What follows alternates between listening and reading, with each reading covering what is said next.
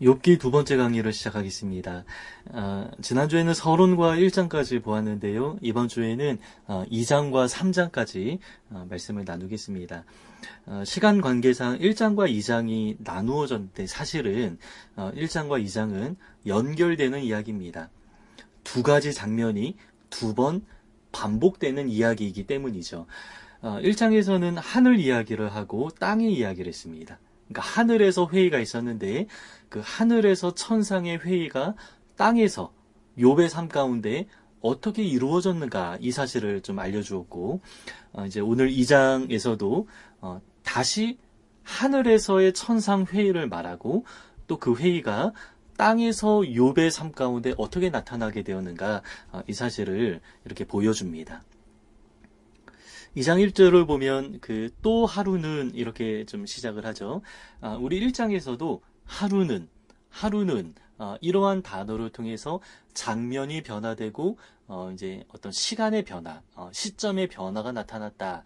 이 사실을 알려주었는데 2장 1절을 시작하면서 또 하루는 이라고 말하면서 시간이 어느 정도 경과했고 그리고 이제 장면이 또 이제 하늘로 이제 전환되는 이제 그러한 어떤 그 모습을 보여줍니다.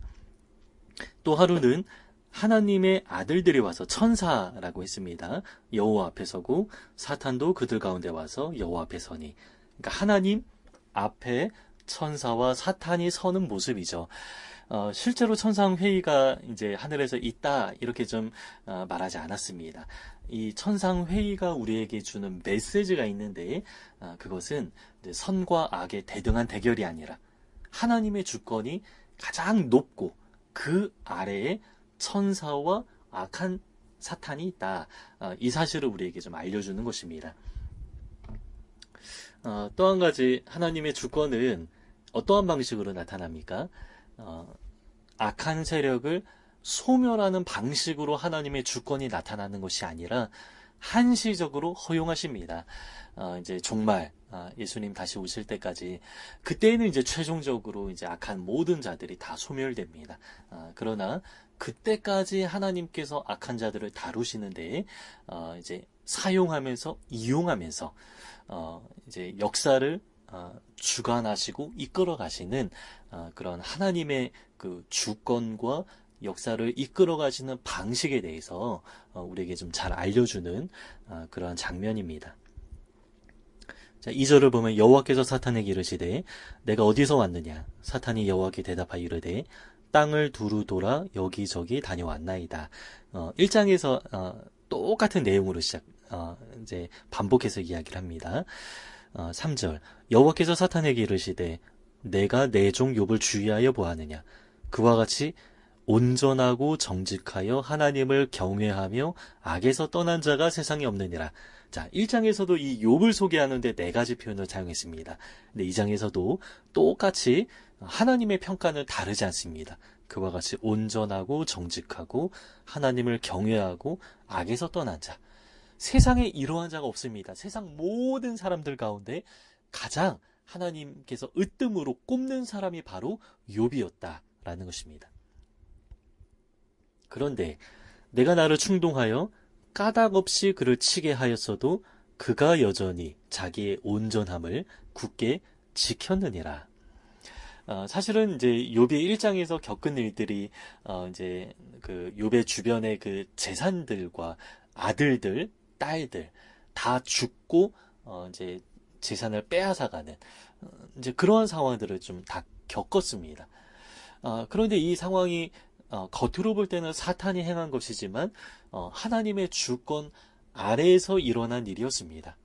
같은 사건인데 사탄이 행하였고 하나님의 주권 아래에 있었습니다. 그런데 동기는 다르죠. 사탄의 동기는 욥을 완전히 무너뜨리게 하기 위하여서 그렇게 행한 것이죠. 그러나 하나님의 주권이 사탄을 사용하는데 그 사용하는 목적이 무엇입니까? 욥으로 하여금 온전한 믿음의 이제 연단을 받아서 이제 순종을 통해서 믿음의 자리에 좀 이제 이르게 하고자 그의 믿음을 이제 확증하는 연단하는 그런 과정으로서 사탄을 이제 사용하는 것이죠. 같은 사건이지만 사탄의 의도가 다르고 또 이제 하나님의 의도가 다르다. 이렇게 이해할 수 있습니다. 4절 사탄이 여호와께 대답하여 이르되 가죽으로 가죽을 바꾸오니 자 여기서 이제 가죽이라는 단어가 나오는데요. 하나의 비유입니다. 이 가죽은 그 우리의 몸의 그 가장 겉에 있는 표면을 가죽, 피부를 말하는 것이죠. 그런데 이게 이제 상징적인 이제 비유인데요. 여기서 말하는 가죽은 이제 욥의 재산을 말하는 것입니다. 그러니까 욥을 두르고 있는 그의 가족과 그의 그 풍요로운 그 재산 이러한 것들을 좀 말하는 것이죠. 자, 이어지는 말씀 볼까요? 사람이 그의 모든 소유물로 자기의 생명을 바꾸올지라. 이 말은 사람이 그의 모든 소유물로 자기의 생명을 바꾸겠습니까? 이러한 이야기입니다. 근데 무슨 이야기죠? 소유물이 중요합니까? 자기의 생명이 중요합니까? 자기 생명이 더 중요하다라는 것입니다. 그런데 지금은 욥의 소유물을 쳤습니다. 그러니까 가죽을 친 것이죠. 그러나 이제 욥 자신은 이제 욥에게는 손을 대지 못하게 했습니다. 그래서 이제 가죽만 다루었다라는 것이죠. 그래서 이제 사탄이 하나님 앞에 한 번 더 이제 도전하는 것입니다. 지금까지는 가죽만 시험하고 다루었는데 이제 욥에게 하나님 좀 시험해야 되지 않겠습니까? 이렇게 한 번 더 하나님 앞에 도전하는 것이죠. 5절에 그 내용이 나옵니다. 이제 주의 손을 펴서 그의 뼈와 살을 치소서. 그리하시면 틀림없이 주를 향하여 욕하지 않겠나이까. 하나님을 욕할 것입니다. 욥 자신을 치면 하나님을 욕할 것입니다. 이렇게 말하죠. 6절 여호와께서 사탄에게 이르시되 내가 그를 내 손에 맡기노라. 다만 그의 생명은 해하지 말지니라. 그래서 하나님께서 이제 어느 정도 허용하십니다. 그리고 사탄이 이에 여호와 앞에서 이제 물러갔다. 이렇게 말합니다. 이게 하늘에서 일어난 장면이고요. 그리고 이제 땅에서 이제 어떻게 나타나는가? 우리 7절 하반절을 보면요. 욥을 쳐서 이제 바로 전환되죠. 근데 1장에서는 하늘에서 땅으로 전환될 때 하루는 이러한 단어로 전환하면서 다른 하루, 조금 시간이 떨어진 어떤 시점을 말했습니다. 그런데 이제 두 번째 하늘에서 땅으로 전환되는데 이제 하루는 이라는 표현이 없이 바로 전환됩니다. 그래서 사탄이 좀 이제 급하게 욥을 막 시험하고 싶은 어떤 그런 사탄의 욕망이 여기 좀 표현되고 드러나는 것이 아닌가 그렇게 보입니다.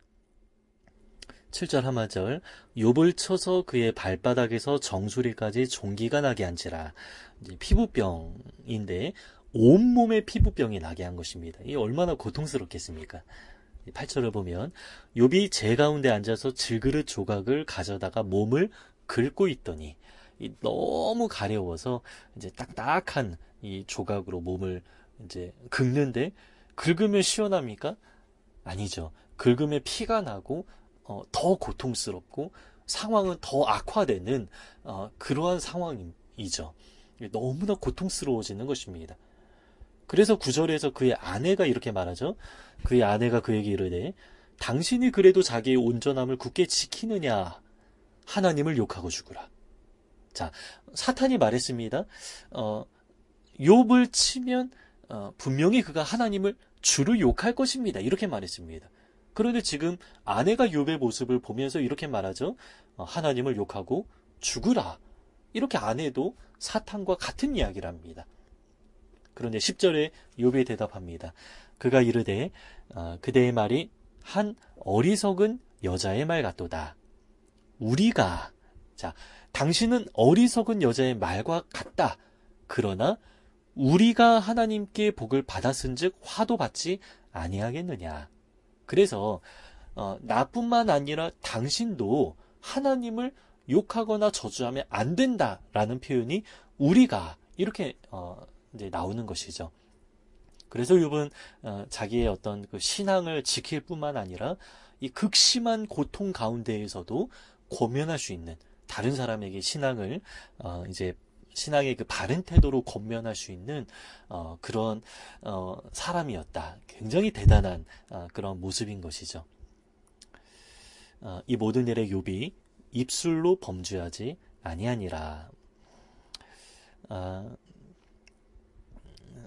오늘 강의하는 여기까지 이제 다루고 그 다음에 이제 계시록으로 넘어갑니다. 강의 한 6페이지를 보면요. 그 계시록 12장 7절에서 12절을 이제 기록해 놓고요. 이제 제목을 이렇게 정했습니다. 지금도 사탄이 그리스도인들을 공격하는가? 답은 무엇입니까? 네, 공격한다라는 것이죠. 계시록에 보면 그러한 주제가 상당히 많이 나옵니다. 이 본문 12장뿐만 아니라 계시록 전체에 그러한 내용이 나옵니다.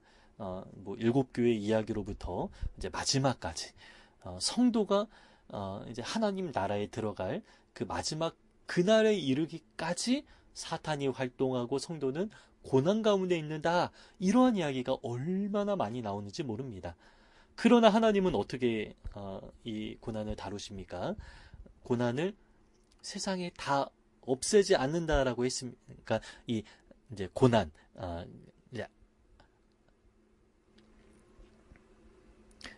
그러나 하나님이 이 세상을 어떻게 다루십니까? 모든 악과 고난을 다 없애는 방식으로 다루는 것이 아니라 모든 악과 고난을 통해서 당신의 자녀들을 온전하게 만들고 연단시키는 그러한 도구로서 이용하고 사용하신다라고 했습니다. 그래서 예수님도 이제 십자가를 앞두고 이제 베드로와 제자들에게 이제 사탄이 너희들을 밀 까부르듯이 그렇게 하려고 준비하고 있다 이렇게 말합니다. 그렇게 할 것이다라고 말하죠. 그런데 예수님이 내가 너희들을 보호하겠다 이렇게 말씀하지 않고, 내가 그 시험에서 벗어나게 하겠다 이렇게 말씀하지 않고, 내가 너희의 믿음을 위해서 기도하겠다, 시험에 들지 않게 하기 위해서, 너희가 견고해지기 위해서 기도하겠다 이렇게 말씀하시죠. 그래서 예수님은 그 모든 환경을 다 바꾸어 주셔서 우리로 하여금 그냥 편안하고 안락하게 그렇게 살아가게 하시는 분이 아니라는 것이죠. 그 모든 환경을 사용하셔서 어떻게 하십니까? 우리를 연단하는 분이다 라는 것입니다. 우리가 이 사실을 좀 잘 이해해야 그 신앙생활에 오해가 없습니다. 여러 가지 우리 삶에 악한 일이 일어납니다. 고난이 나타납니다. 그럴 때마다 아니 하나님 살아계신데 왜 이러한 일들이 내 삶 가운데 나타납니까? 우리는 이렇게 좀 항변하기도 합니다. 하나님이 살아계시고 또 하나님이 세상을 주관하신다라고 하면서 왜 이렇게 세상에 악이 많이 있고 악이 오히려 날뛰는 것처럼 보입니까? 우리가 이러한 질문을 하면서 과연 하나님이 살아계십니까? 과연 하나님이 선하신 분입니까? 이러한 질문을 하는 것이죠. 그러나 하나님은 살아계시고 하나님은 선하십니다. 그런데 우리가 생각하는 방식대로 세상을 통치하고 세상을 다스리고 이끌어가는 분이 아니다라는 것이죠. 우리의 오해가 있다라는 거예요. 여러분 욥기에 그런 주제가 굉장히 많이 나오는데 이 욥기서를 제대로 이해하지 못하면 하나님 앞에 막 불평하고 항변하거나 믿음에서 떠나기도 합니다. 욥기뿐만 아닙니다. 시편에도 그런 내용이 굉장히 많이 있고 예수님도 아주 분명하게 고난이 있을 것이다 말하지 않았습니까? 요한계시록에도 악과 고난에 대해서 얼마나 많이 말씀하십니까? 그런데 우리는 성경을 떠나서 내 생각대로 하나님은 이렇게 하셔야 된다 이렇게 좀 생각을 하기도 하죠. 이것이 굉장히 잘못된 것입니다. 성경을 제대로 해석하지 못하니까 이제 막 기복신앙, 이제 치유복음 이런 이상한 것들이 이 세상에 너무나 많이 이제 돌고 도는 것입니다. 그러나 우리가 이러한 욥기의 말씀을 좀 이해하면서 이제 하나님이 어떠한 분인가, 또 하나님이 어떠한 방식으로 일하시는가 이렇게 우리가 좀 잘 이해할 필요가 있습니다. 7페이지 넘어가겠습니다. 2장 11절부터 13절입니다. 이제 친구들이 좀 찾아오는 그런 장면인데요. 그때에 11절입니다. 그때에 욥의 친구 세 사람이 이 모든 재앙이 그에게 내렸다 함을 듣고 각각 자기 지역에서부터 이르렀으니. 자, 세 사람이 찾아왔습니다. 그런데 친구라고 말합니다. 이제 친구이기 때문에 서로 이제 잘 알고 있었고, 또 이제 아주 멀리 있던 그런 친구는 아니었던 것으로 보입니다. 근데 이제 여기에 보면 그 친구의 고향과 지역이 나오는데요. 이제 한번 볼까요? 곧 대만 사람 엘리바스. 여기서 이제 대만은 이제 에돔 지역, 그 이제 이스라엘 그 남부에 제가 지난주에 협곡이라고 했습니다. 그 에돔의 한 도시 이름과 같다 이렇게 알려져 있습니다. 그리고 수아 사람 빌닷. 이 수아는 이제 어디인지는 알려져 있지 않습니다. 나아마 사람 소발. 여기도 이제 지명이 명확하지는 않습니다. 그러나 아주 먼 곳은 아니었다. 이 사실을 우리가 조금 미루어 짐작할 수는 있습니다. 그들이 욥을 위문하고 위로하려 하여 서로 약속하고 오더니, 이제 함께 약속했다라는 것은 이제 먼 거리는 아니었다라는 것이고, 이제 위문과 위로의 목적으로 함께 약속하고 옵니다. 이렇게 큰 어려움이 아니라면 그냥 한 사람 가서 위로하면 되지만, 이 너무나 큰 어려움을 욥이 겪었기 때문에 함께 약속해서 이제 뭐 병문안 가고 함께 약속해서 이제 뭐 이제 상을 당했을 때 이제 가는 뭐 그런 어떤 장면처럼 보입니다. 근데 여기서 이제 위로라는 단어가 이제 나함이라는 단어인데요. 그냥 공감하는 수준이 아니라 굉장히 적극적으로 감정이입하는 그러한 어떤 단어로 사용하는 그 단어입니다. 그러니까 굉장히 깊은 감정, 서로의 감정이 연결되고 이제 공감하고 이입되는 어떤 그럴 때 이제 사용하는 그런 단어입니다. 그래서 이제 욥의 그 세 친구들이 처음에는 굉장히 좀 좋은 의도로 이제 찾아왔다. 이 사실을 우리가 좀 알 수가 있습니다. 12절 눈을 들어 멀리 보매 그가 욥인 줄 알기 어렵게 되었으므로. 멀리서 보았는데 욥처럼 보였는데 욥이 욥의 모습이 아닌 것입니다. 그래서 그들이 일제히 소리 질러 울며 멀리서 욥의 모습을 보고 멀리서 울면서 이렇게 온 것이죠. 각각 자기의 겉옷을 찢고 이제 내 마음이 찢어진다 이걸 표현하는 것입니다. 하늘을 향하여 티끌을 날려 자기 머리에 뿌리고 이렇게 좀 재를 뿌리는 것은 사실은 이제 장례에서 행하는 것인데 굉장히 참담하고 너무 이렇게 마음이 무너질 때 하는 그런 행위입니다. 13절 밤낮 7일 동안 그와 함께 땅에 앉았으나 이제 과장된 표현인데 밤낮 7일 동안 이제 7일 동안 잠도 안 잤다라는 것이죠. 그래서 욥의 모습을 보고 7일 동안 그와 함께 땅에 앉았는데 욥의 고통이 심함을 보므로 그에게 한마디도 말하는 자가 없더라. 그 너무 큰 고통 앞에서는 무슨 말을 해야 될지 잘 좀 모르겠죠. 뭐 그런 상황이 있는 것이죠. 욥과 함께 앉았지만 욥에게 무슨 말을 건네야 될지도 모르는 채로 7일 동안 함께 앉아있는 그런 친구들의 모습입니다. 자, 그런데 욥의 친구들이 욥에게 왔습니다. 욥의 친구들이 욥에게 왔는데 친구들이 7일 동안 아무 말도 못하고 함께 앉아있는 중에 욥이 독백을 합니다. 이 상황은 굉장히 욥의 그 외로움을 극대화시켜서 보여주는 상황이죠. 주변에 친구들이 있습니다. 그리고 욥이 독백을 합니다. 그리고 친구들이 듣고 있는데 욥은 혼자 독백을 합니다. 이게 그 욥의 그 외로움과 그 고독이 아주 진하게 표현되는 그런 그 상황이다. 이런 거를 우리가 조금 미로 짐작할 수 있습니다. 우리 8페이지 보시면 그 4번에 우는 자들과 함께 울라라는 제목으로 3장이 이제 그렇게 3장의 제목을 지어져 있습니다. 그 중간에 보면 그 영혼의 어두운 밤은 누구나 겪는다. 신앙의 단계와 상관이 없다. 이렇게 좀 기록되어 있는데요. 이 영혼의 어두운 밤과 관련된 아주 좋은 그 책 한 권을 제가 소개하겠습니다. 구대일 목사님의 거룩한 몸부림이라는 책입니다. 구대일 거룩한 몸부림 이라는 책인데요. 이 책은 그 절판되어서 안 나오는 책입니다. 제가 출판사에 연락해서 재판을 요청했는데 이제 수지가 맞지 않는다 그래서 재판할 수 없다라고 그렇게 이제 답변이 왔습니다.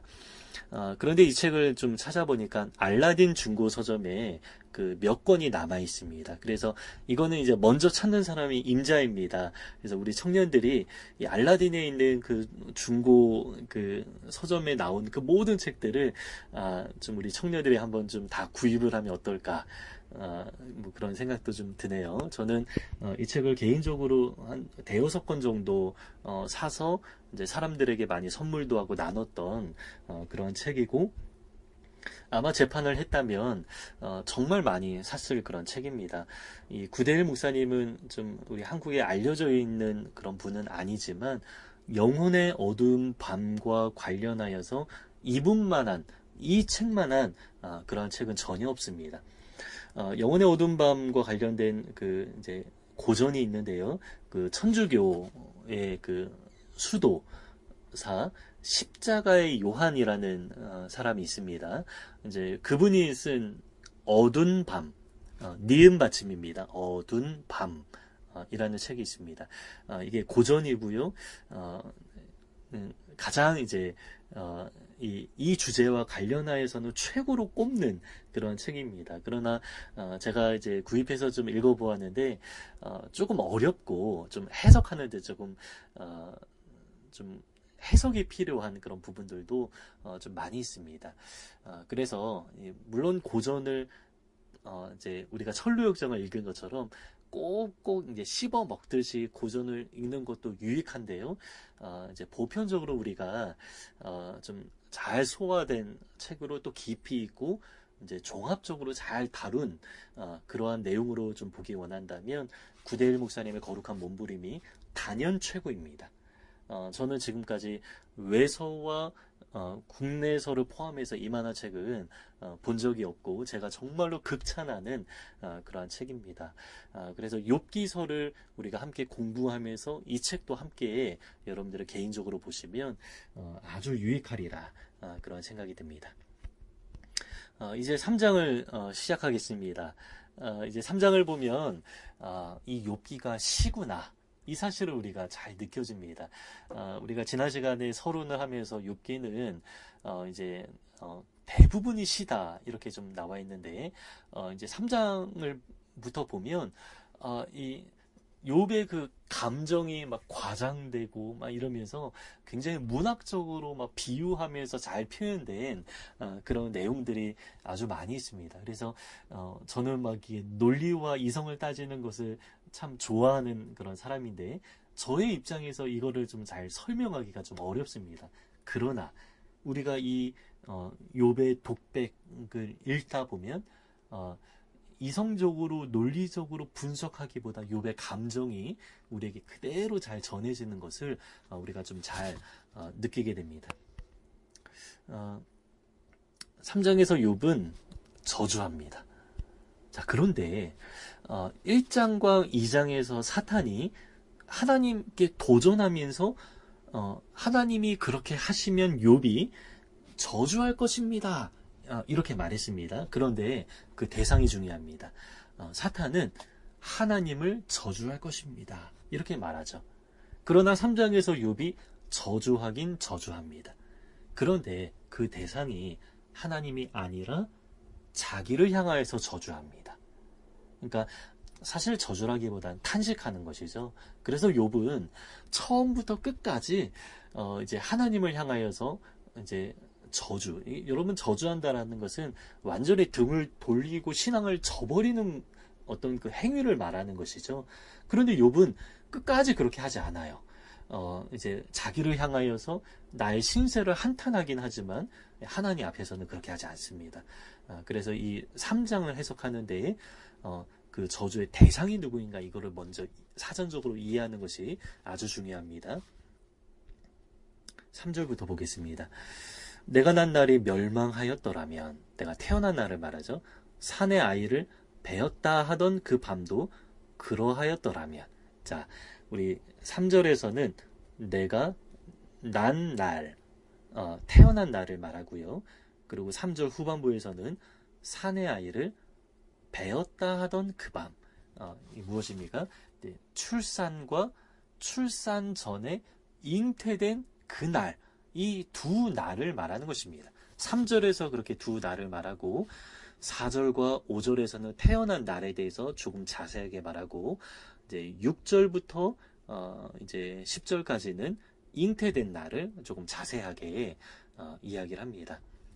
자, 어떻게 이야기하는지 4절부터 볼까요? 그날이 캄캄하였더라면, 하나님이 위에서 돌아보지 않으셨더라면, 빛도 그날을 비추지 않았더라면, 어둠과 죽음의 그늘이 그날을 자기의 것이라 주장하였더라면.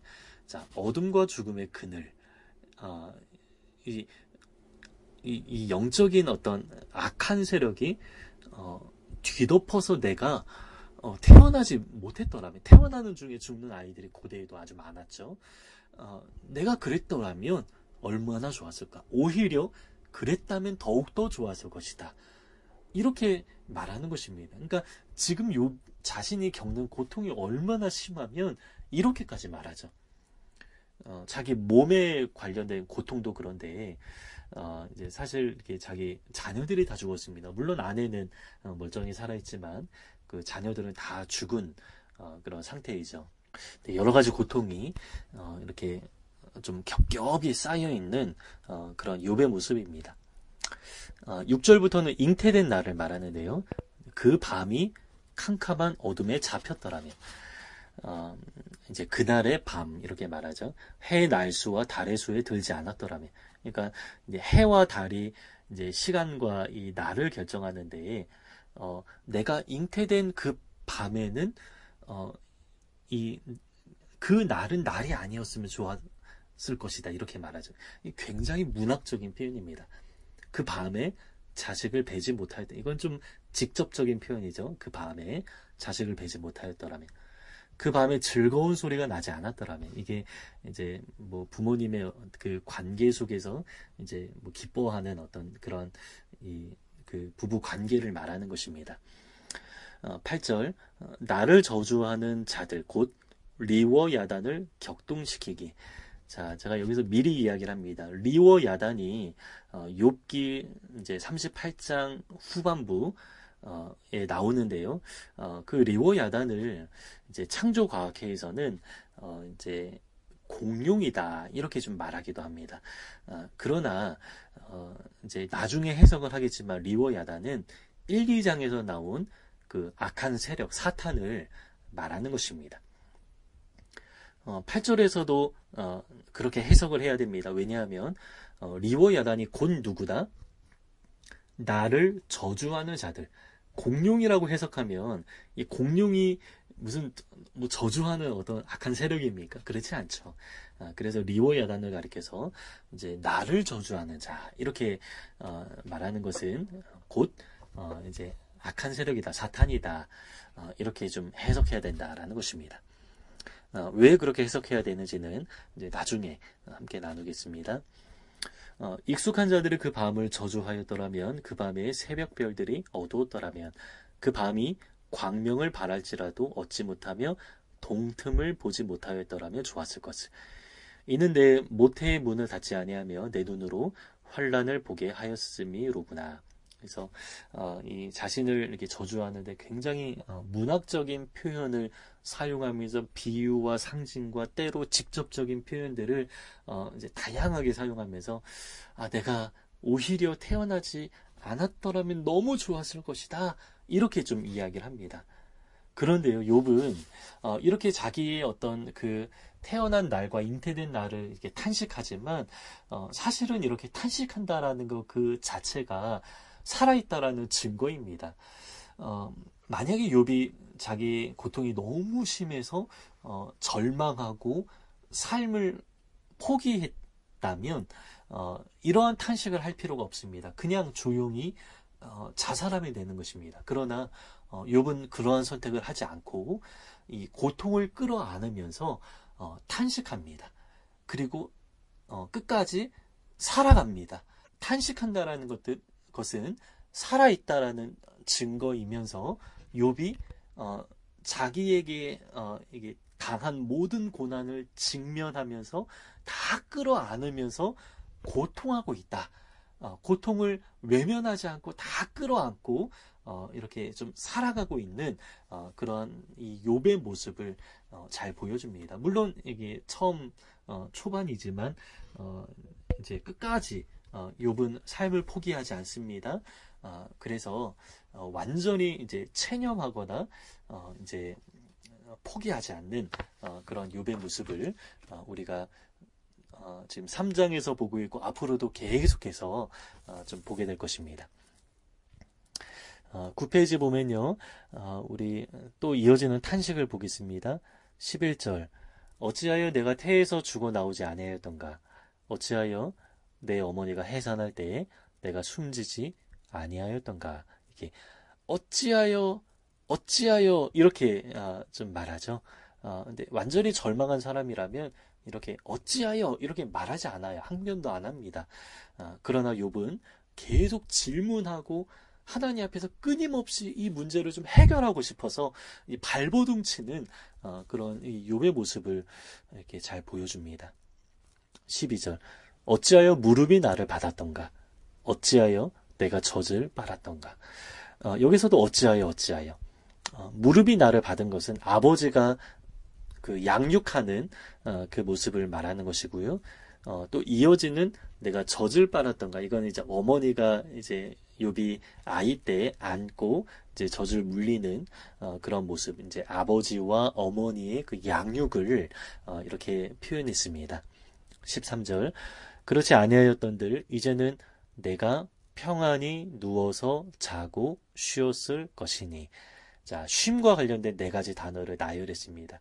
얼마나 이제 쉼을 갈망하는가, 이제 죽음 이후에 이제 삶을 얼마나 갈망하는가. 왜냐하면 이 지금 욥이 겪고 있는 이 세상 현실, 자기의 현실이 너무나 고통스러우니까 죽음을 갈망하는 이 욥의 모습입니다. 그러나 죽지 않는다라고 했고요. 포기하지 않고 질문하고 끊임없이 발버둥치는 욥의 모습이라고 했습니다. 14절. 자기를 위하여 폐허를 일으킨 세상 임금들과 모사들과 함께 있었을 것이요 혹시 금을 가지며 은으로 집을 채운 고관들과 함께 있었을 것이며. 자, 여기서 굉장히 높은 지위에 있는 그 사람들을 이야기를 하죠. 그런데 16절에 또는 낙태되어 땅에 묻힌 아이처럼 나는 존재하지 않았겠고 빛을 보지 못한 아이들 같았을 것이라.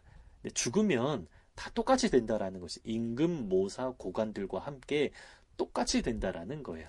그러니까 욥은 지금 자기를 어떻게 좀 인식합니까? 굉장히 힘이 없고 이제 나약한, 물론 이전에는 힘이 있고 권세 있는 그리고 이제 지도자 그런 모습이었습니다. 그러나 지금은 이제 완전히 반대의 그런 상황이죠.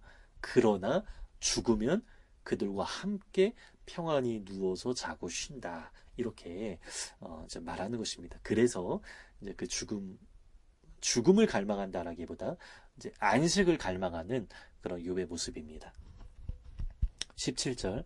거기서는 악한 자가 소유를 그치며 거기서는 피곤한 자가 쉼을 얻으며 거기서는 갇힌 자가 다 평안히 있어 감독자의 호통 소리를 듣지 아니하며 거기서는 작은 자와 큰 자가 함께 있고 종이 상전에게서 놓이느니라.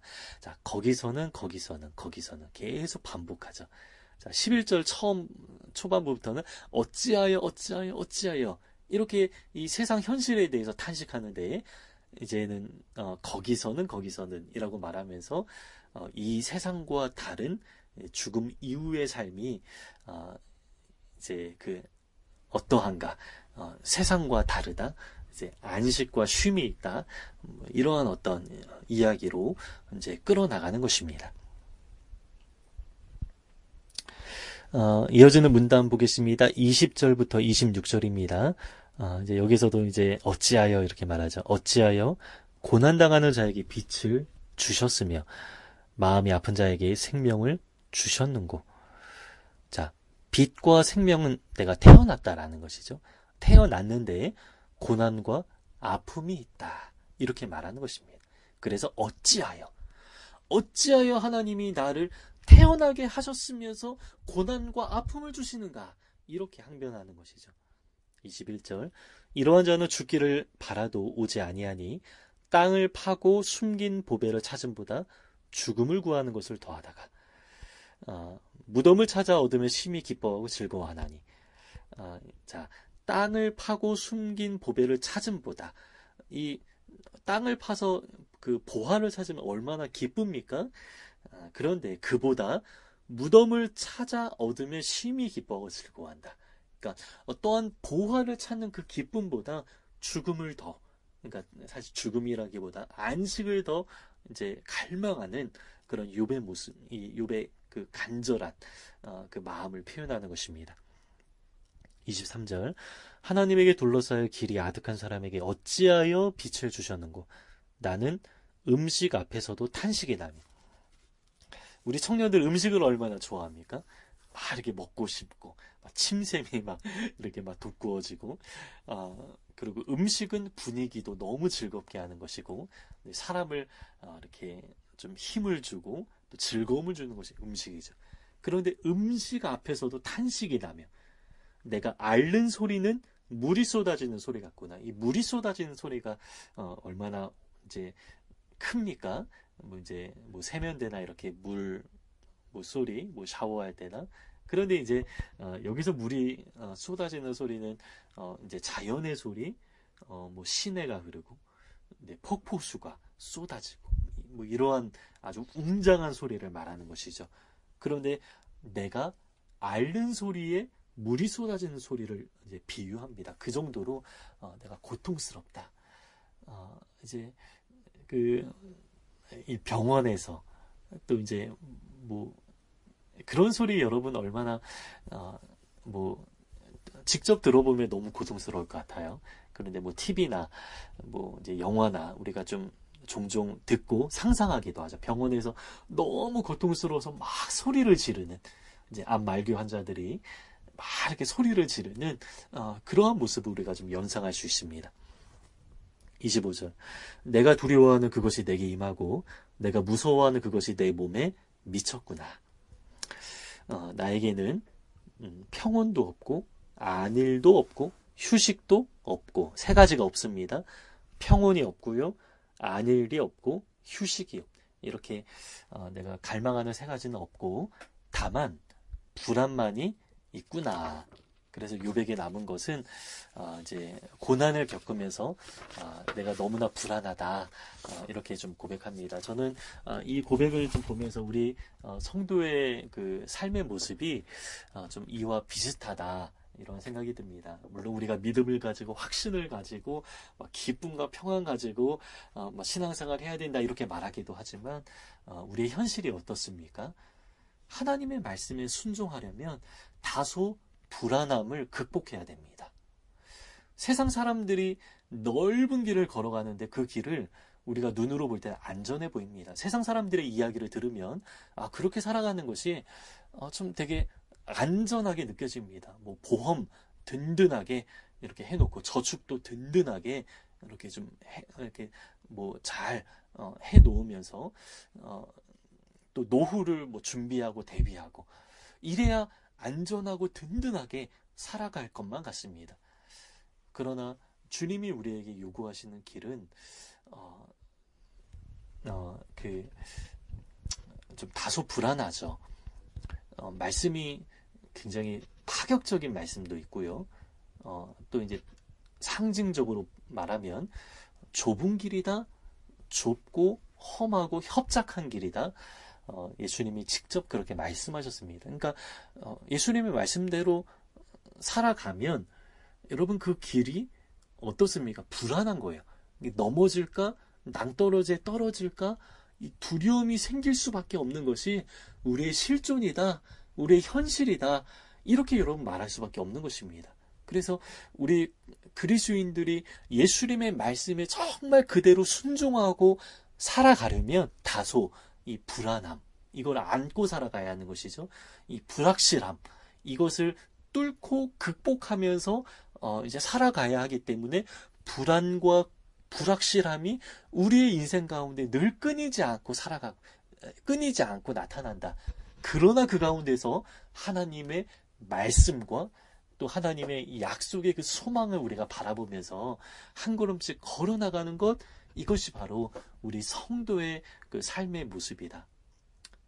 욥과 비슷합니다. 욥이 고난을 당했습니다. 이제 고난을 당하면서 나에게 불안이 남았구나, 이렇게 말하죠. 여러분, 우리 삶에도 이렇게 뭐 욥과 같은 고난은 아니더라도 우리 삶에 이제 고난이 찾아오면 이렇게 좀 불안함이 좀 생기기도 합니다. 근데 그 상황 속에서 우리가 하나님의 말씀에 이제 순종하면서 살아가는 그런 용기가 필요한 것이죠. 여러분, 우리가 이렇게 순종하면서 때로 살아갑니다. 그러나 어떤 것은 좀 불순종합니다. 그러면 전체적으로 보았을 때 우리가 순종하는 삶입니까? 그렇지 않습니다. 어떤 것은 순종하는데 그냥 할만하니까 순종하는 거예요. 이 정도는 괜찮다. 이 정도 할만하다. 그래서 어느 정도 이제 양보하듯 이 정도는 하겠습니다. 이렇게 좀 하는 것이죠. 그러나 여기까지입니다. 더 이상은 안 됩니다. 그래서 어떠한 것은 굉장히 불편하게 여기고 되게 거북스럽게 여기고 어떠한 것은 순종하고 순종의 어떤 한계선을 이제 세워놓고 또 어떤 것은 내가 여기까지만 하겠습니다라는 그러한 태도는 결국에는 하나님 앞에서 불순종의 태도와 같습니다. 이것만 하고 이건 안 하겠습니다라는 그 태도 자체가 하나님 앞에서는 불순종이다라는 것이죠. 그래서 여러분, 우리가 온전한 순종에 이르기 위해서 노력해야 됩니다. 우리의 태도를 바꿔야 돼요. 물론 우리가 연약해서 불순종할 수는 있습니다. 그런데 우리의 어떤 제한선을 설정해 놓고 여기까지 이러면 안 됩니다. 하나님, 내가 끝까지 순종하겠습니다. 그러나 연약해서 할 수 없을 때도 있지만 하나님, 저희 연약함 용서하시고 나를 도와서 나로 하여금 순종하게 하여 주시옵소서. 이러한 태도가 하나님을 기쁘시게 하고 하나님이 받으시고 인정하시는 그러한 태도다. 이렇게 말할 수 있습니다. 우리 10페이지 보시면요, 이제 마지막으로 이제 세 가지 이야기로 결론을 내리겠습니다. 욥기 3장에 복음이 있는가? 여러분, 우리가 구약을 보면서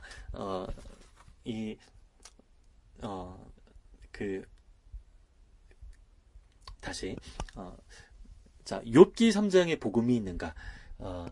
구약에서 욥기를 다룰 때 그냥 고난과 관련해서만 우리가 보통 이해를 합니다.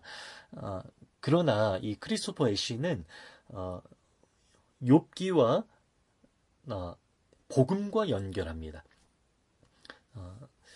욥과 예수 그리스도의 삶을 연결합니다. 자, 여러분, 욥이 어떤 사람이었죠? 하나님이 세상을 두루두루 돌아다니면서 그와 같은 자가 없다라고 말할 정도로 가장 의로운 사람이었습니다. 그런데 그러한 욥이 가장 큰 고난, 이 헤아릴 수 없는 고난을 당했습니다. 사람으로서 가장 의로운데 사람으로서 가장 심한 고난을 당했습니다. 여러분, 이 모습이 누구의 모습입니까? 바로 예수 그리스도의 모습이다라는 것입니다. 욥의 모습을 통해서 예수 그리스도를 내다보게 하는데 예수님을 통해서 완전하게 성취가 되죠. 예수님은 욥보다 훨씬 더 의롭고 완벽하고 온전하신 분입니다.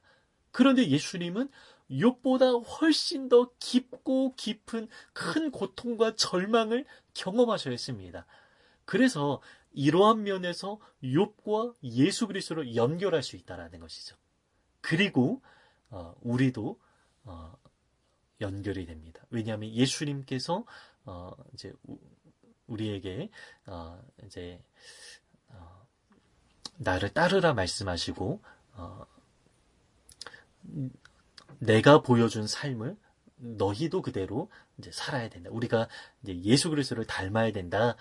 이런 차원에서 예수님이 먼저 그 삶을 사셨고 우리로 하여금 그렇게 살아갈 수 있도록 도와주신다라고 말씀하시죠. 그 지난주 히브리서 그 3장 말씀을 좀 생각하시면 아마 잘 연결이 될 겁니다. 그래서 욥의 이야기는 예수님의 이야기이고 예수님의 이야기는 또 우리의 이야기가 되어야 하기 때문에 욥의 이야기는 우리의 이야기다. 이렇게 이해할 수가 있는 것입니다. 우리 결론으로서 이제 욥기 3장에 이제 복음이 있는가 이렇게 질문하는데 이제 복음이 있다라는 것이죠. 우리 세 가지 이야기를 좀 짧게 보고 마치겠습니다. 어둠 속에서도 욥은 하나님을 피하지 못했다. 우리가 신앙생활 하다 보면 우리 영혼에 어두운 밤이 있다라고 했습니다. 아까 제가 추천한 그 구대일 목사님의 책을 꼭 읽어보시기 바랍니다. 영혼의 어두운 밤은 누구나 겪는 것이고요. 신앙의 어떤 단계와 상관없이 그 어느 때에 올지 모릅니다. 그러나 안 겪는 사람은 없습니다. 모든 사람이 겪습니다. 어둠 가운데 하나님이 안 계신 것 같지만 그래도 그 가운데 하나님은 계시다라는 것이죠. 두 번째, 욥은 쉬지 못했는데 이것이 역설적인 희망의 신호다. 3장을 지배하는 분위기는 쉬지 못합니다. 쉬지 못하기 때문에 욥은 쉬지 않을 것이다. 쉬지 못하기 때문에 쉬지 않게 되는 것이죠. 욥은 스스로 희망이 없다고 말하지만 쉬지 못함이 그의 말을 뒤집는다. 그러니까 희망이 없습니다. 절망입니다라고 말하는데 그 말 자체가 살아있다라는 것이고 문제를 풀어가고자 하는 하나님 앞에서 이 나의 문제를 발버둥 치면서 풀어가고자 하는 그 욥의 모습이 너무 잘 이제 묻어난다라는 것입니다. 희망이 없다면 어찌하여라고 묻지도 않는다. 그러나 욥은 아주 열정적으로 거듭해서 묻는다. 세 번째, 욥의 어둠은 더 깊은 어둠을 예표한다. 친구들이 왔지만 욥은 철저히 혼자다. 욥에게 무슨 말을 해야 할까? 파산의 침묵을 넘어 연민의 침묵을 넘어 해줄 말이 있다. 욥의 어둠은 더 깊은 어둠을 바라보게 한다. 한낮의 십자가에서 버림받았다라는 외침은 부활의 소망으로 이어진다. 어둠은 십자가를 향한다. 그래서 구원과 희망이 있다. 네, 뭐 방금 나눈 내용과 이제 같은 내용입니다. 이상으로 우리 욥기 2장부터 3장까지 이렇게 좀 마치도록 하겠습니다.